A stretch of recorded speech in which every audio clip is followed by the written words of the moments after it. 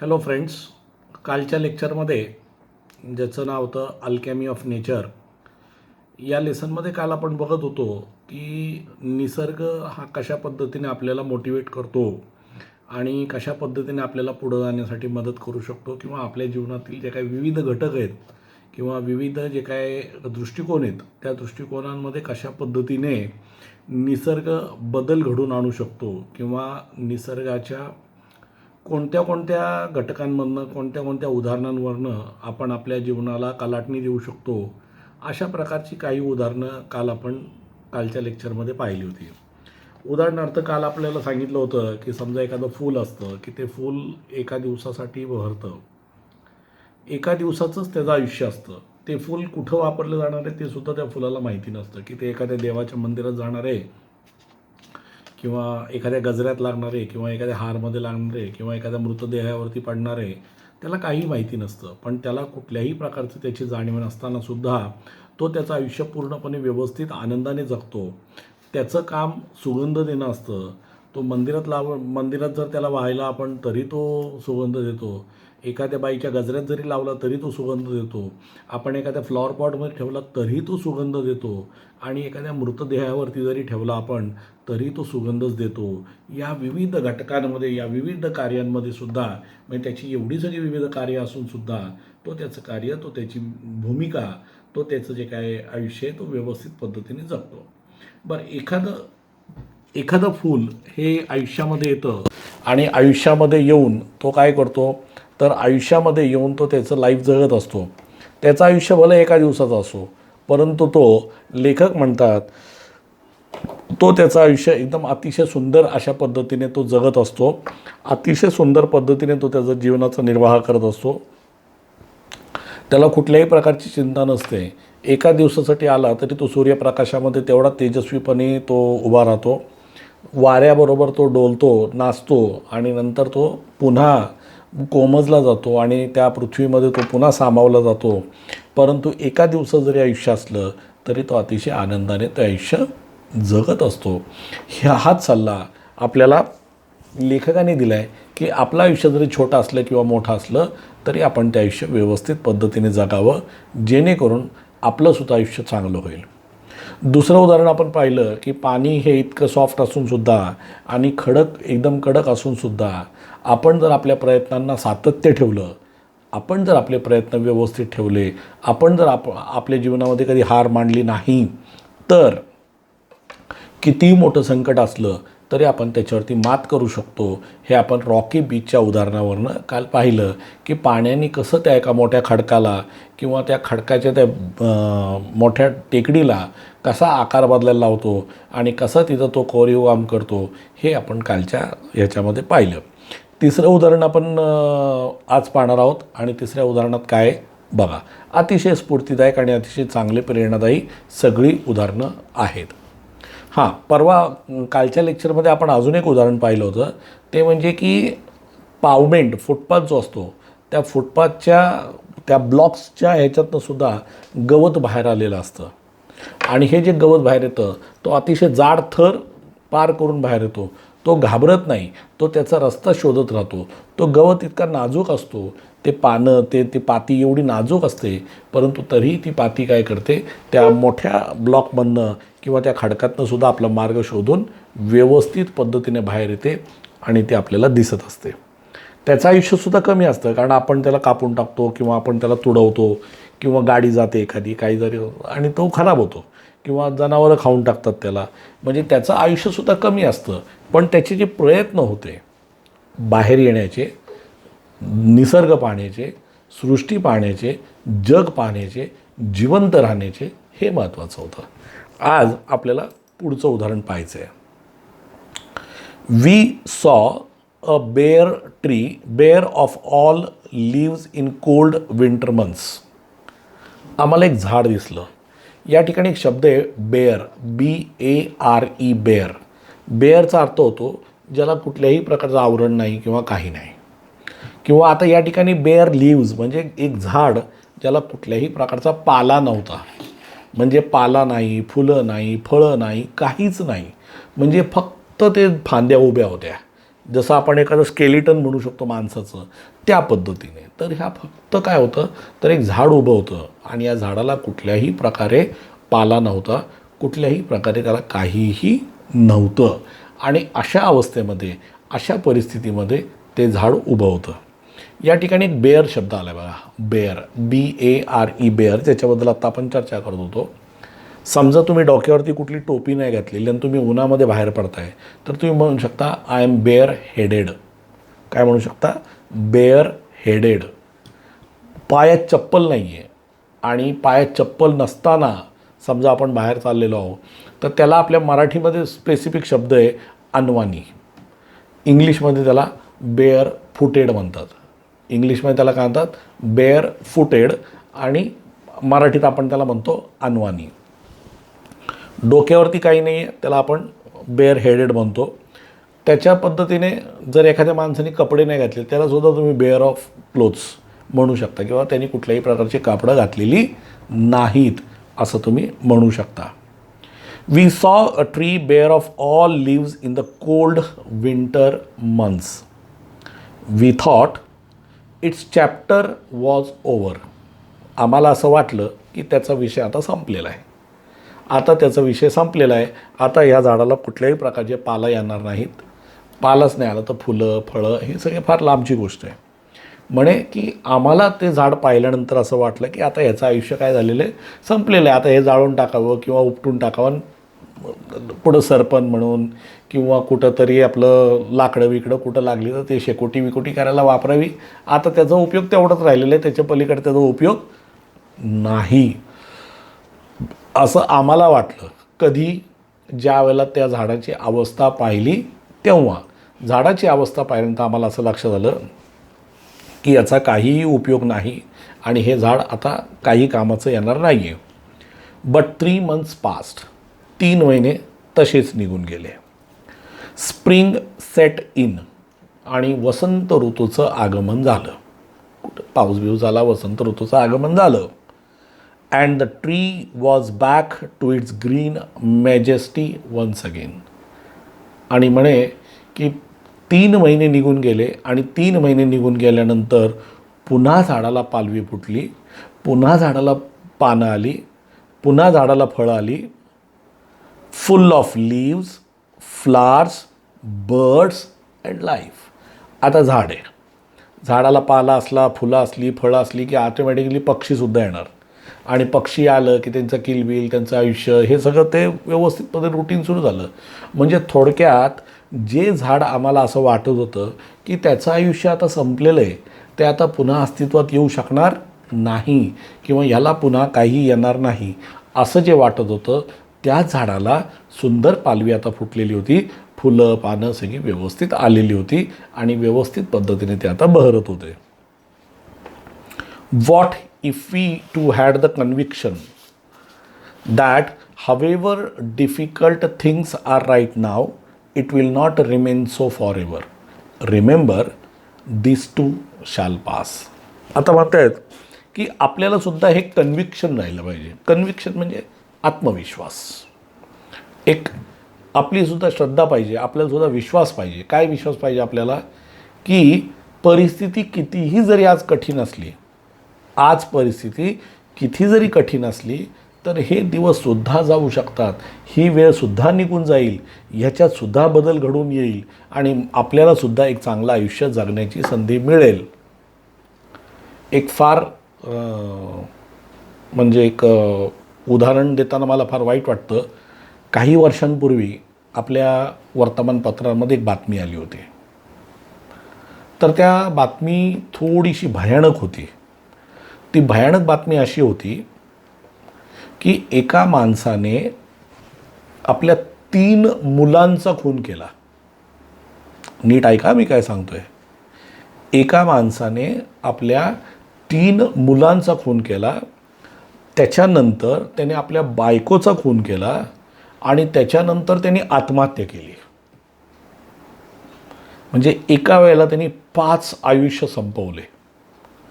3 मुलं संपवली, बायकोला संपवलं आणि नंतर त्यांनी स्वतः आत्महत्या केली.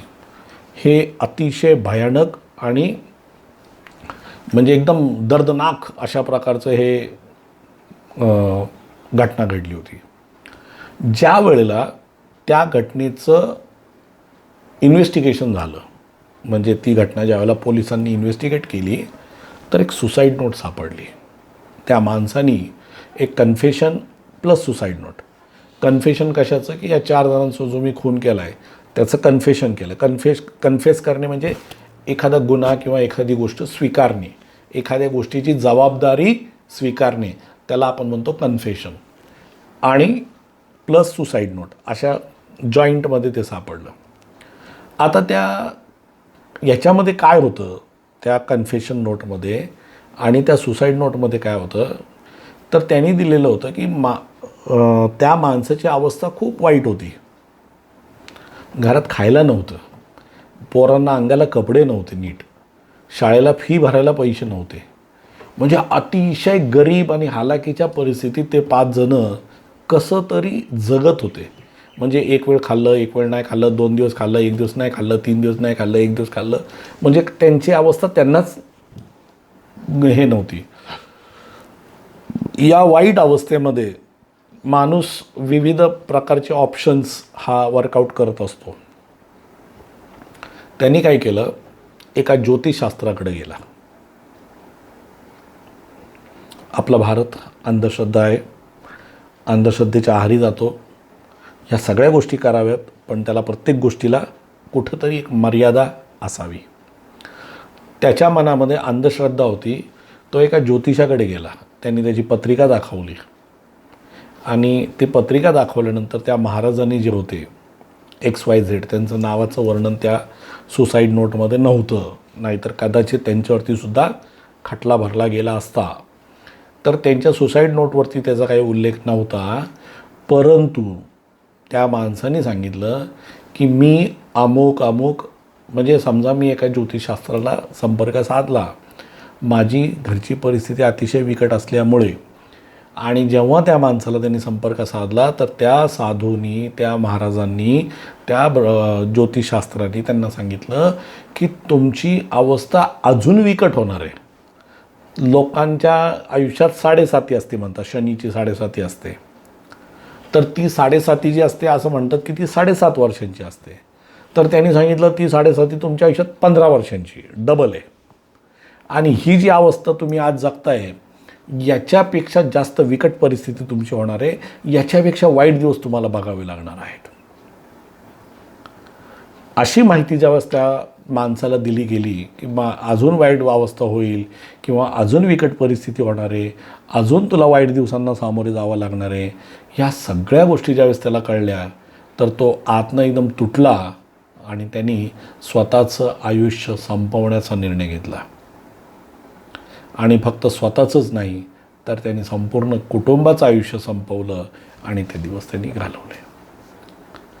थोडक्यात काय की त्यावेळेला त्यांना जर कोणीतरी आत्मविश्वास दिला असता की नाही, ही परिस्थिती बदलते, तुमचे चांगले दिवस येणार आहेत, तुम्ही चांगले दिवस बघू शकता, तुमच्या जीवनात सुद्धा चांगले दिवस येतील, तुम्ही सुद्धा पैसे कमवाल, मुलं शिकतील, 3 मुलं आहेत ते कमवतील, बायको आहे, 5 जणांनी कमवल्यावर आपल्या आयुष्यात काय कमी राहील, हे सगळं जर त्यांना एक आत्मविश्वास दिला असता तर कदाचित ती 5 आयुष्य जिवंत राहिली असती.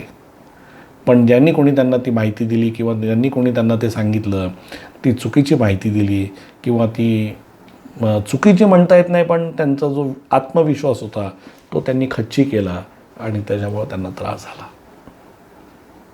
मित्रांनो, आपल्या जीवनामध्ये आज चांगले दिवस आहेत, वाईट दिवस आहेत, माहिती नाही. पुढं दिवस काय येणार आहेत हे सुद्धा आपल्याला माहिती नाही.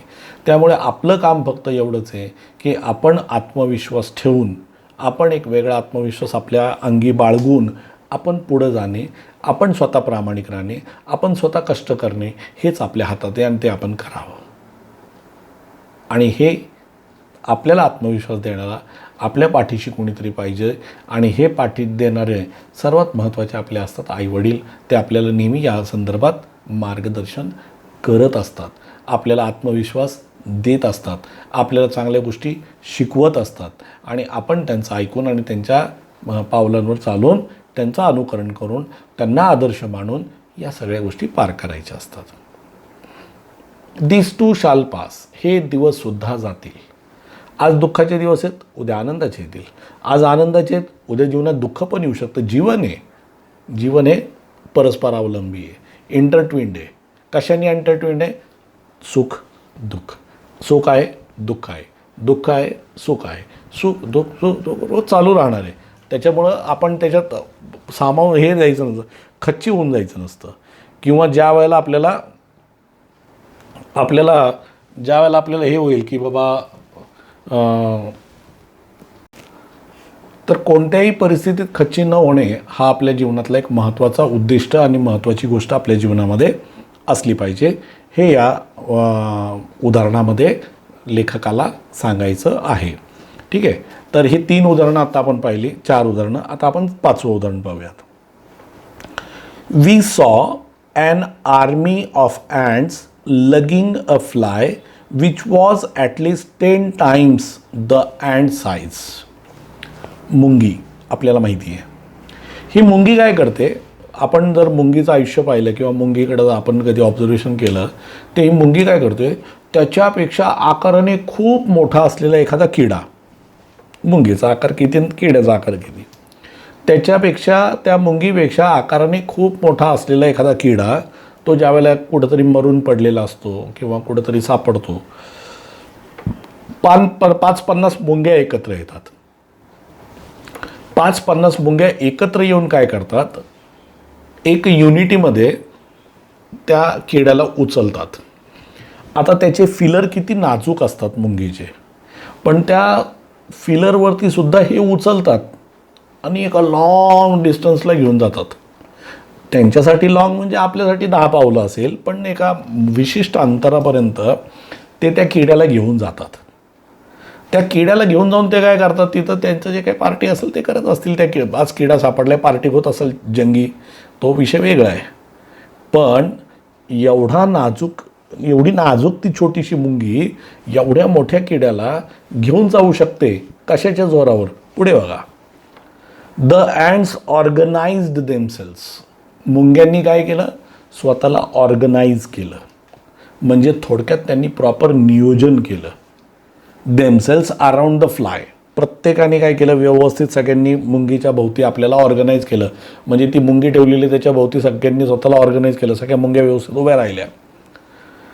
Lifted it on the frail feelers and carried it to quite a distance. म्हणे की लिफ्टेड इट, लिफ्ट उचलणे. आपल्या बिल्डिंगमध्ये लिफ्ट असते, ती काय करते? आपल्याला उचलून एका अंतरापर्यंत घेऊन जाते. फ्रेल म्हणजे नाजूक. फ्रेल या शब्दाचा सुद्धा अर्थ काय होतो? नाजूक. कालच्या लेक्चरमध्ये आपण टेंडर पाहिलं होता. टेंडर म्हणजे नाजूक पाहिला होता. आज आपण फ्रेल म्हणजे नाजूक पाहतोय. फ्रेल म्हणजे अतिशय कमकुवत, सहज तुटेल किंवा असं पद्धत जे असतं त्याला आपण फ्रेल म्हणतो. एखादा व्यक्ती फार लुकडा असेल की त्याला आपण म्हणू शकतो फ्रेल फिगर. फ्रेल फिगर म्हणजे अतिशय नाजूक शरीरयष्टी किंवा अतिशय पातळ शरीरयष्टी असं त्याचा अर्थ होतो. फिलर्स म्हणजे काय? त्याचे जे फिलर्स असतात ते. And carried it to quite a distance. आणि त्याला एका विशिष्ट अंतरापर्यंत ते घेऊन जातात. आता कशामुळं त्यांना ते शक्य होतं? म्हणजे मुंग्या इतक्या कमकुवत असूनसुद्धा त्यांना हे शक्य कशामुळं होतं? तर नीट आहे. ते म्हणतात की देअर टीमवर्क. त्यांचं जे टीमवर्क होतं ते टीमवर्क. देअर परसिवरन्स म्हणजे त्यांचे चिकाटी. परसिवरन्सचा अर्थ होतो चिकाटी. म्हणजे एखादं काम करण्याची जी चिकाटी असते माणसामध्ये, त्या चिकाटीला आपण काय म्हणतो? परसिवरन्स म्हणतो.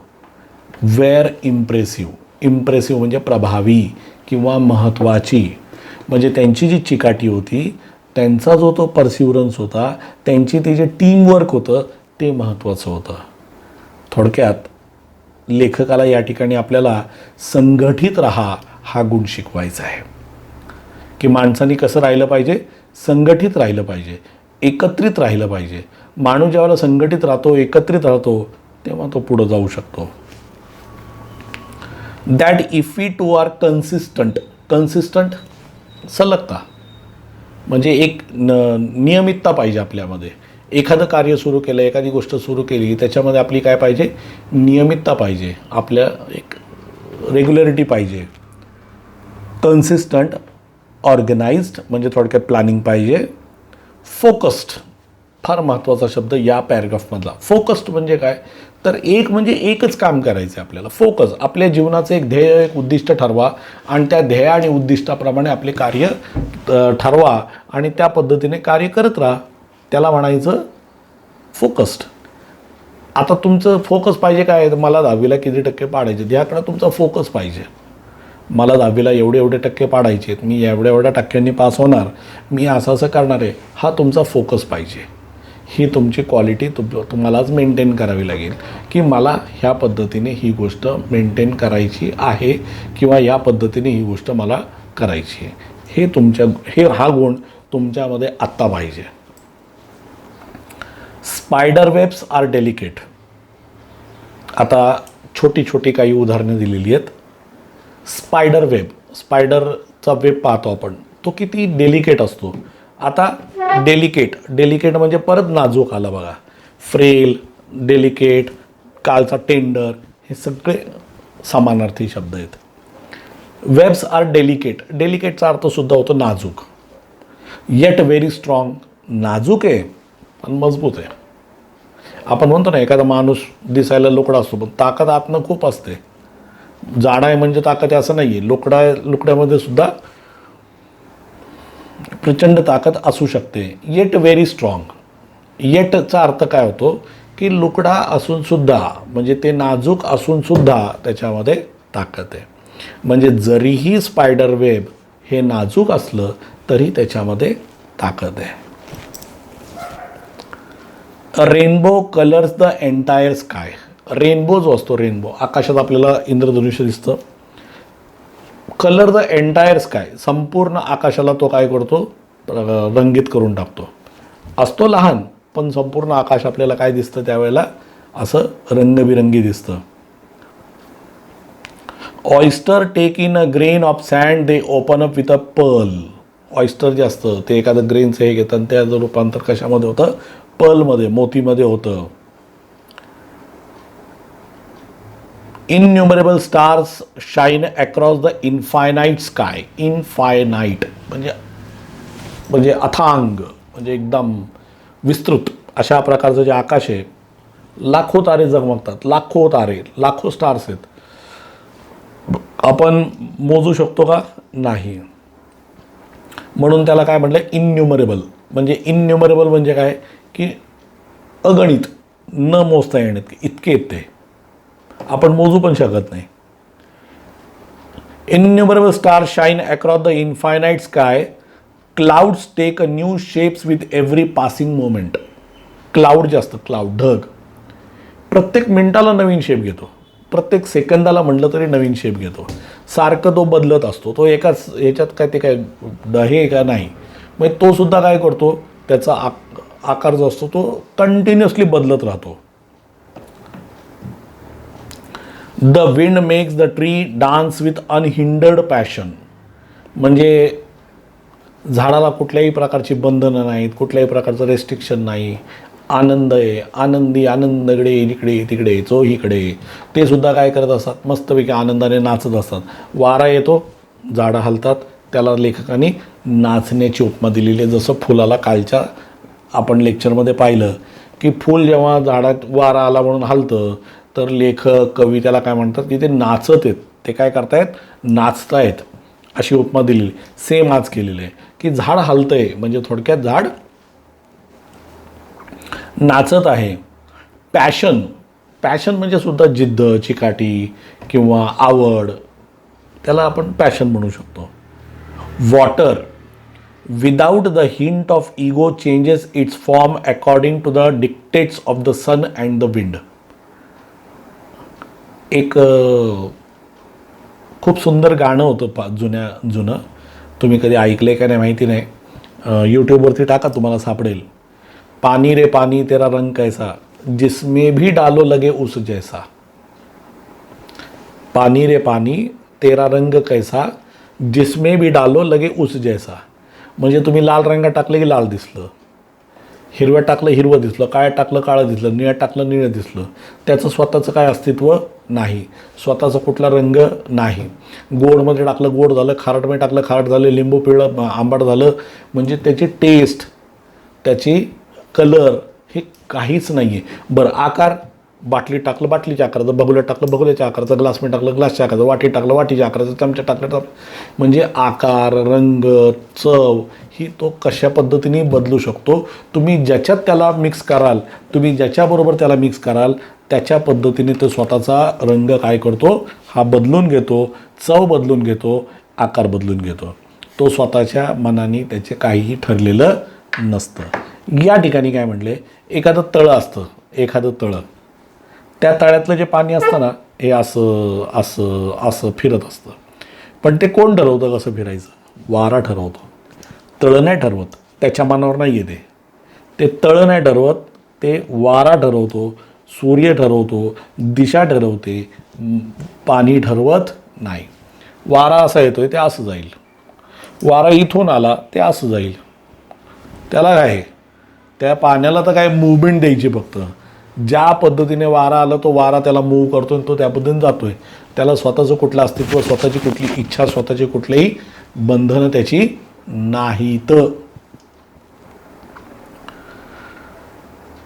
According to the dictates of the sun and the wind, when we see a caterpillar turn in to a butterfly, जेव्हा आपण एखाद्या कॅटरपिलरला बटरफ्लायमध्ये टर्न होताना पाहतो, or a flower turn in to a fruit, किंवा एखाद्या फुलाचं रूपांतर आपण फळामध्ये होताना पाहतो, म्हणतो we experience the alchemy of nature. त्यावेळेला आपल्याला निसर्गाची पॉवर कळते. निसर्ग किती पॉवरफुल आहे, निसर्गाची काय शक्ती आहे ही आपल्याला त्यावेळेला कळते. त्याच्या आधी आपल्याला ती शक्ती, ती पॉवर कळत नाही, आपण ती समजू शकत नाही. विटा चीट, तुम्ही ते हे पाहिलं कधी लाजाळूचं झाड? मी पाहिलं होतं आता मध्ये, एकदा मला योग आला होता लाजाळूचं झाड पाहण्याचं. किती ते निसर्गाची कामं आली. त्या झाडाला नुसतं असं टच केलं की ते लगेच असं कोमजल्यासारखं होतं, म्हणजे लगेच स्वतःला ते बंद करतं.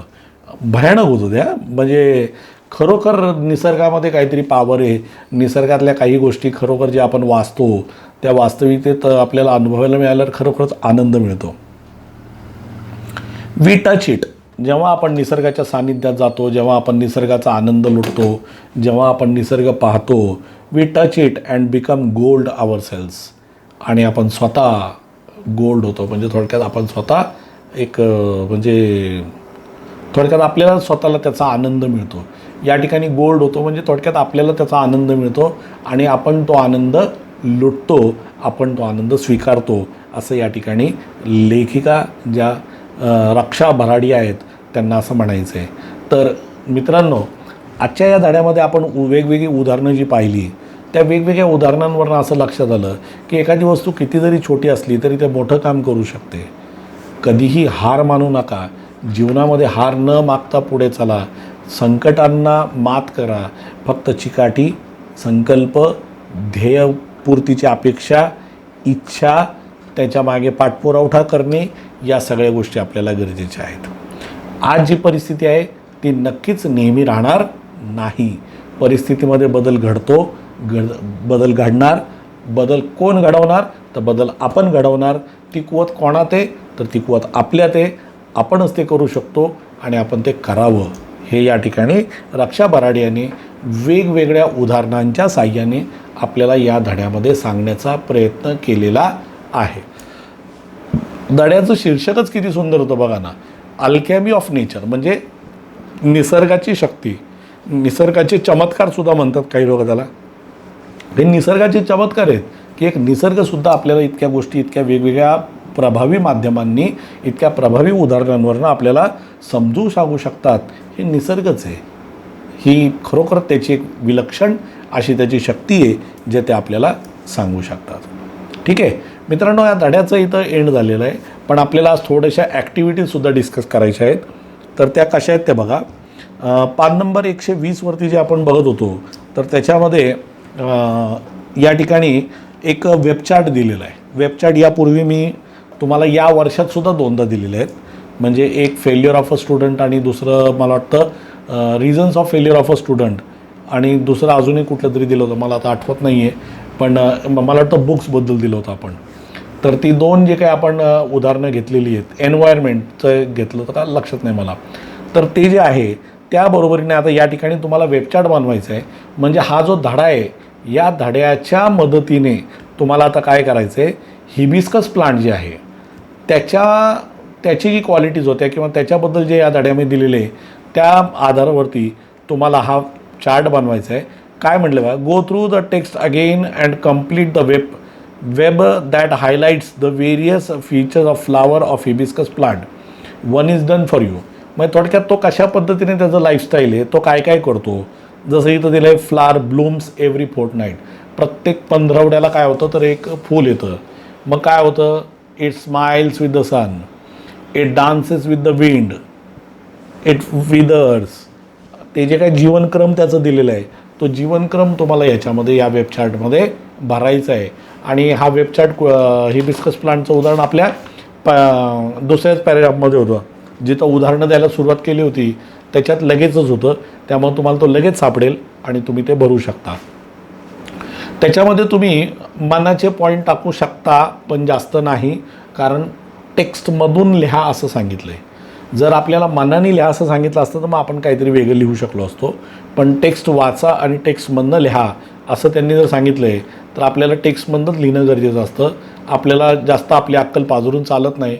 फक्त जे दिलं आहे त्याची वाक्यरचना कशी व्यवस्थित आणि हे करता येईल ते आपल्याला बघायचं आहे. बरं, वाक्यरचना याची वेबकॅम म्हणतो मी, सॉरी, वेबचार्टमध्ये याची वाक्यरचना करताना सहाय्यकारी क्रियापदं वापरण्याची गरज नसते. जे ॲक्शन आहे तेवढे ॲक्शनच फक्त लिहायचे आपल्याला, बाकी आपल्याला काहीही लिहायचं नाही आहे. लक्षात मित्रांनो. तर या पद्धतीने तुम्हाला त्याची रचना करता येईल आणि या पद्धतीने तुम्हाला ते लिहिता येईल. त्याच्या पुढं जर जायचं म्हटलं आता तर हा वेबचार्ट तुम्ही कंप्लीट करा. एक ॲक्टिव्हिटी नंबर 2 बघा काय म्हटलेलं आहे. ॲक्टिव्हिटी 2पेक्षा 3 बघा. 3 तुम्हाला आज कंप्लीटही करता येईल. Impossible itself says I am possible. Do you agree? Justify by answer citing more example from the text soon and that you have experienced or heard from someone. म्हणे की इम्पॉसिबल हा जो शब्द आहे, इम्पॉसिबल हा शब्दच काय करतो, असा म्हणतो, असं सुचवतो आय एम पॉसिबल. मग इम्पॉसिबलचा अर्थ जर आय एम पॉसिबल असा आपण म्हणतो, त्याचं स्पेलिंग त्या पद्धतीने, तर त्याची रचना कशी आहे किंवा मग ते कसं असं म्हणता येईल आपल्याला की आय एम पॉसिबल. ह्याची उदाहरणं तुम्ही कधी ऐकलीत का किंवा पाहिलीत का? म्हणजे एखादी गोष्ट तुम्हाला फार अशक्य वाटत होती पण ती शक्य झाली. समजा उदाहरणार्थ उद्या तुमचा गणिताचा पेपर आहे आणि एखादा चॅप्टर तुम्हाला सरांनी मॅडमनी शिकवून सुद्धा तुम्हाला समजला नव्हता किंवा तुम्हाला त्याची गणितं सोडवता येत नव्हती, पण तुम्ही स्वतःहून प्रॅक्टिस केली आणि तुम्हाला असं स्वतःला आधी वाटत होतं की मला हे जमणार नाही, पण तुम्ही स्वतः ज्यावेळेला त्याची प्रॅक्टिस केली, तुम्ही त्याचा सराव केला, तुम्ही सराव केल्यानंतर तुम्हाला लक्षात आलं की व्यवस्थित पद्धतीने आपल्याला ते जमतं आहे आणि आपण ते करू शकतो आणि तुम्ही परफेक्टली ती उदाहरणं सोडवू शकलात, तुम्ही ती गणितं सोडवू शकलात. याचा अर्थ एखादी इम्पॉसिबल गोष्टसुद्धा पॉसिबल होऊ शकते. ही उदाहरणं आपल्याला लिहिता येतात किंवा अशा पद्धतीने आपल्याला मांडता येतं. साधारण आता याच्यामध्ये तुम्हाला 15 ते 20 ओळी लिहाव्या लागतील, कारण तुम्हाला ती उदाहरणं लिहायची आहेत. पुस्तकातली उदाहरणंसुद्धा तुम्ही लिहू शकता असं त्यांनी म्हटले. जसं ते बेअर टीचचं एक एक्झाम्पल होतं की झाड कसं होतं, बेअर होतं, असं वाटत होतं की त्याला कधी आता फुलं बिलं येणार नाहीत, पण त्याला फुलं आली, ते झाड पुन्हा बहरलं आणि पुन्हा बहरून त्यांनी व्यवस्थित पद्धतीने ते झालं. तर अशा पद्धतीचं उदाहरणसुद्धा तुम्ही लिहू शकता. किंवा एखादं मेडिकलचं उदाहरण, किंवा एखादा माणूस फार आजारी होता, वाचणं शक्य नव्हतं, पण डॉक्टरांच्या साहाय्याने, त्यांच्या स्किलमुळे, त्यांच्या औषधांमुळे, प्लस त्यांच्या इच्छाशक्तीमुळे, म्हणजे पेशंटच्या, ते पेशंट वाचलं. हे अशी उदाहरणंसुद्धा तुम्ही लिहू शकता याच्यामध्ये. म्हणजे इम्पॉसिबलचं पॉसिबल झालं आहे. म्हणजे एखादी गोष्ट जी तुम्हाला सुरुवातीला अशक्य वाटत होती परंतु नंतर ती शक्य झाली, ही गोष्ट तुम्ही लिहू शकता. म्हणजे एखादी इंडियाची मॅच, बाबा आपल्याला वाटत होतं की बाबा जिंकणारच नाही, पण ती जिंकली. तुम्ही ते उदाहरणसुद्धा लिहू शकता. किंवा शेवटच्या ओव्हरमध्ये एवढे एवढे रन पाहिजे होते, असं वाटत होतं की ती मॅच आपण जिंकणार नाही किंवा आपल्याला ती मॅच जिंकणं शक्य नाही असं आपल्याला वाटत होतं, परंतु तसं काही झालं नाही आणि व्यवस्थित पद्धतीने मॅच जिंकली गेली आणि मॅच आपल्या हातात आली. हे उदाहरणंसुद्धा तुम्ही लिहू शकता. उदाहरण क्रिकेट, मेडिकल, एज्युकेशन, त्याच्यानंतर एनिथिंग म्हणजे तुम्ही कुठल्याही क्षेत्रातलं उदाहरण लिहू शकता. असं गरजेचं नाही की हा धडा निसर्गाशी संबंधित आहे म्हणून तुम्हाला निसर्गाशी संबंधित असलेलाच धडा लिहायचा आहे, असं काहीच नाही आहे. तुम्ही कुठलंही उदाहरण लिहू शकता, कुठल्याही प्रकारचं उदाहरण लिहून तुम्ही ही गोष्ट मांडू शकता. आता याची सुरुवात कशी करावी? सगळ्यात महत्त्वाचा मुद्दा इथंच येऊन नडतो ना, की सुरुवात कशी करायची आपल्याला माहिती नाही किंवा आपल्याला जमत नाही किंवा आपल्याला ते लक्षात येत नाही लवकर की सुरुवात कशी करावी. तर सुरुवात एकदम सिम्पली तुम्ही करू शकता की we face so many things in our life. We feel that things are very much difficult, hard to happen किंवा hard to solve. There are so many problem, we can not come out of it. But तिथं लगेच एक म्हण टाकून द्यायची. कुठली? तिथे एक म्हण टाकून द्यायची, but where there is a will there is a way. जिथं इच्छा आहे तिथे मार्ग आहे. या पद्धतीची एक म्हण टाकून तुम्ही पुढं जाऊ शकता. आणि मग तुम्ही वाटलेलं की पुढच्या वेळी लिहू शकता माय डिअर किंवा we can if we read the spelling properly we can understand that even the word impossible itself says I am possible. मग स्वतः तो सुद्धा म्हणतो की मी पॉसिबल आहे, मला शक्य आहे किंवा या गोष्टी अवघड नाहीत, हे आपण बघू शकतो. तर याच्यामध्ये ही अशा प्रकारची उदाहरणं तुम्ही लिहू शकता आणि या उदाहरणांच्या बेसवरती तुम्ही हे सोडवू शकता. म्हणजे अवघड नाही आहे. आणि एंड कसा करायचा हे पण एकदा सांगून ठेवतो. एंड कसा करायचा? समजा तुम्ही एखादं उदाहरण टाकलेलं आहे, जसं मी आता तुम्हाला एक उदाहरण दिलं क्रिकेटचं. तर क्रिकेटचं उदाहरण समजा तुम्ही लिहिलं आहे की एखादी मॅच आपण जी हारणार होतो ती आपण जिंकलो. तर तिथं लिहू शकता तुम्ही the determination of the players, the love for the nation, his hard work, his perseverance proved his quality and his experience proved him and he was able to score good runs and the match was in our hand किंवा the victory was ours. या ठिकाणी victory, runs, त्याच्यानंतर परसिवरन्स, consistency, hard work, practice हे शब्द महत्त्वाचे आहेत. हे तुम्ही वापरू शकता. हेच आता तुम्ही वेगळं कुठलं उदाहरण घेतलं तर शब्द थोडेसे बदलतील, पण उदाहरणात मात्र हीच राहतील.